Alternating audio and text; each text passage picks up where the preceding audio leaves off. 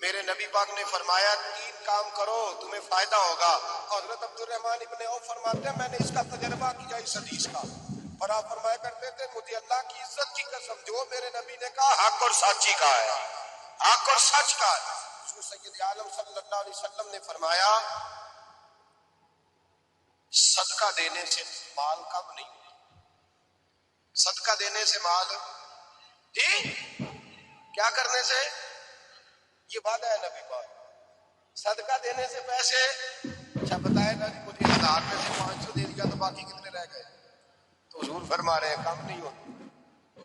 1000 دے دیا تو باقی کتنا بچا؟ نہیں بھائی، میرے محبوب فرماتے ہیں تو اللہ کے راستے میں ایک دے وہ تجھے 700 گنا کر کے واپس عطا فرمائے گا.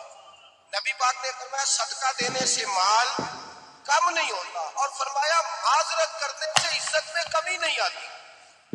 معذرت کرنے سے عزت میں کمی، اللہ اکبر، معذرت کرنے سے عزت میں کمی.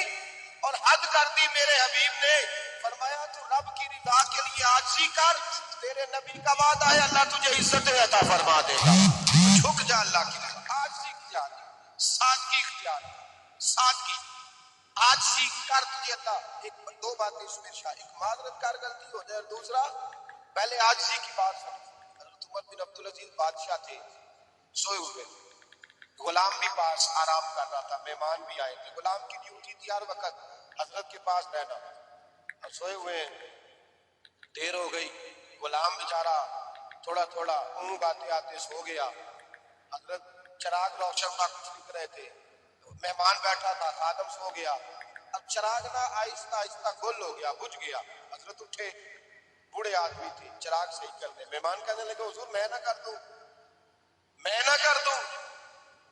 کہنے لگے نہیں تم مہمان ہو، مہمان سے خدمت نہیں لی جاتی. اس نے کہا غلام کو جگائیے. فرمانے لگے ابھی تو بیچارہ سویا ہے اور نیند سے بیدار کر دوں. خود گئے، اس میں تیل دوبارہ ڈالا، بتی ٹھیک کی، جلائی، واپس آ گئے. وہ مہمان اب بادشاہ کا مہمان بھی تو کوئی بادشاہ ہی ہوگا. کہنے لگا حضور آپ اپنے کام خود کرتے ہیں. کیا لفظ ہے، کیا حسن ہے، اور 2 جملوں میں کیا تاثیر ہے. آپ فرمانے لگے ہاں میں اپنے کام خود کرتا ہوں. جب میں گیا تھا تب بھی عمر بن عبدالعزیز ہی تھا، اور جب چراغ صحیح کر کے واپس آیا ہوں تو پھر بھی عمر بن عبدالعزیز ہی ہوں. میرے اندر کوئی تبدیلی آئی؟ میں وہی ہوں جو گیا تھا. حضرت سیدنا فاروق اعظم رضی اللہ تعالیٰ عنہ فرماتے میں بیٹھا تھا، اور ابھی 3 دن ہوئے تھے نبی پاک صلی اللہ علیہ وسلم کے وصال ظاہر کو. میں بیٹھا ہوا تھا، 2-3 بچیاں آ گئی، اور حضرت ابو بکر صدیق رضی اللہ تعالیٰ عنہ کے سامنے آ کے بیٹھ کے رونے لگی. جناب صدیق اکبر رضی اللہ تعالیٰ کا بچیوں روتی کیوں ہو؟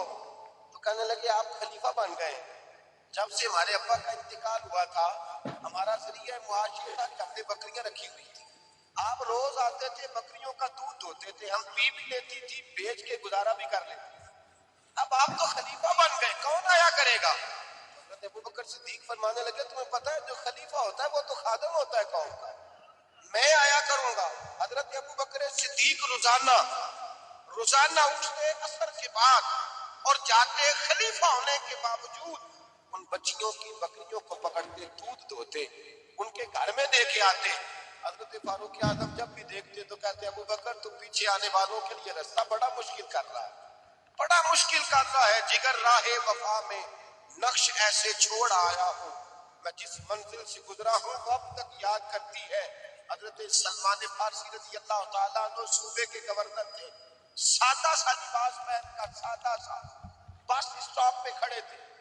جہاں سے لوگ اندر داخل ہوتے تھے، جہاں سواریاں باندھی جاتی تھی، آج ہم اپنے زبان میں اسے بس اسٹاپ کہتے تھے. باہر کھڑے تھے، کوئی مہمان آ گیا کسی کا، اس نے دیکھا سادے سے کپڑے ہیں، خستہ سی آتی ہے، اس نے سمجھا کوئی کلی ہے شاید معذر، کوئی ملازم ہے. کہنے لگا خادم ادھر آؤ، ادھر آؤ. آپ قریب گئے، کہنے لگے میرا سامان اٹھاؤ. امام غزالی فرماتے ہیں جب تو علم پڑھنے بیٹھتا ہے تو یہ بھی خیال کرنا تیرے اندر تکبر کا پھوٹا نہ لگ جائے. عاجزی اختیار کرنا، عاجزی.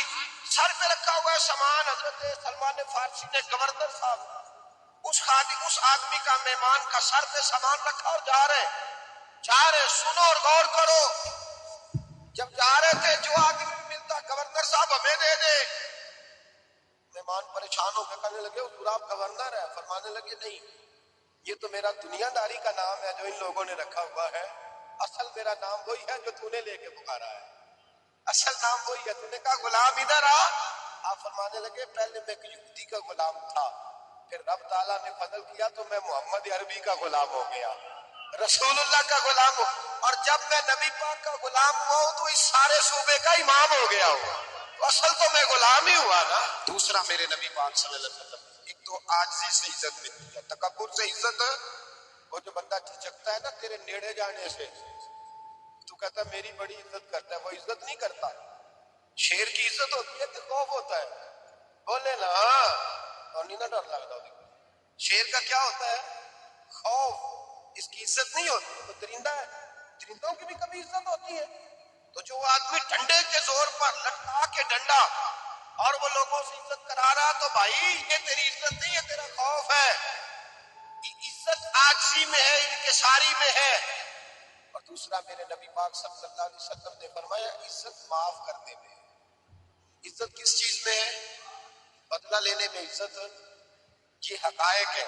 عزت بدلہ لینے، جس نے ایک تھپڑ کے جواب میں دو مارے وہ باعزت نہیں، بلکہ مسند امام احمد بن حنبل پڑھی، حضرت موسیٰ علیہ السلام کوہ طور پہ کھڑے، میرے رسول پاک علیہ السلام فرماتے ہیں جناب موسیٰ علیہ السلام نے اللہ کی بارگاہ میں عرض کیا، اے اللہ ساری دنیا کہتی ہے ہم عزت والے ہیں، ہم عزت والے، من آج عبادہ کا یا اللہ، اے اللہ تو بتا تیرے بندوں میں عزت والا کون ہے؟ حضرت موسیٰ کہتے ہیں رب کریم نے فرمایا اذا قادر غفارا، جس کے پاس بدلہ لینے کی طاقت ہو پھر بھی معاف کر دے وہ بڑی عزت والا ہوا کرتا ہے۔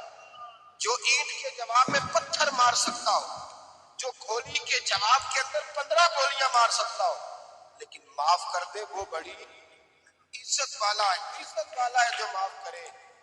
حضرت فخر جہاں دہلوی بہت بڑے درویش تھے، سلسلہ عالیہ چشتیہ کا بہت بڑا نام، اور اس صوفی کے آپ حالات پڑھیں تو رب کریم نے بڑا ہی نوازا ہوگا۔